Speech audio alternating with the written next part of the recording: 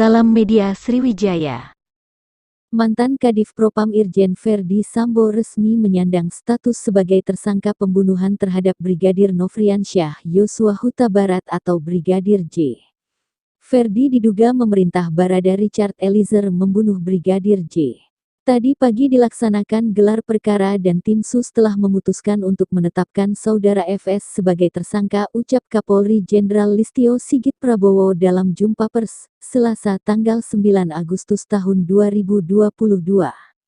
Tim khusus menemukan bahwa peristiwa yang terjadi adalah peristiwa penembakan terhadap Saudara J yang menyebabkan Saudara J meninggal dunia yang dilakukan oleh Saudara R atas perintah Saudara FS imbuhnya. Selain Verdi Sambo, Polri juga menetapkan 3 orang tersangka lain dalam kasus ini, yakni Baradae, Bribka RR dan KM. Sigit mengatakan pengungkapan kasus ini dilakukan secara saintifik dengan melibatkan kedokteran forensik hingga tim Puslap 4 untuk uji balistik. Dari hasil keterangan tersangka sebelumnya dan hasil olah TKP atas dasar pemeriksaan secara ilmiah itu, kata Sigit, pihaknya menemukan sejumlah hal yang berbeda dengan keterangan awal saat kasus ini diungkap ke publik. Salah satunya ialah tidak adanya tembak-menembak di lokasi. Oleh Pusinafis serta tindakan lain yang tentunya bersifat ilmiah, dan juga kami menemukan persesuaian dalam pemeriksaan yang telah kita lakukan terhadap saksi-saksi yang berada di TKP, termasuk saksi-saksi lain yang terkait, juga Saudara RE, Saudara RR, Saudara KM, Saudara AR dan Saudara P dan Saudara FS. Ditemukan perkembangan baru bahwa tidak ditemukan, saya ulangi, tidak ditemukan fakta peristiwa tembak menembak seperti yang dilaporkan.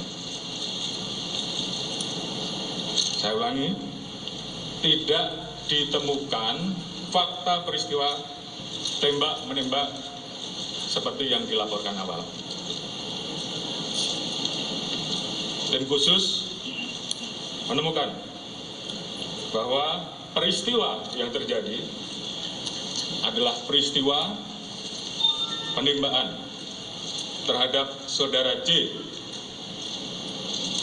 yang mengakibatkan Saudara J meninggal dunia,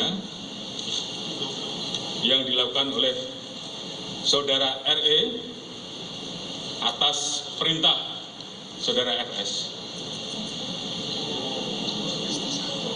Saudara E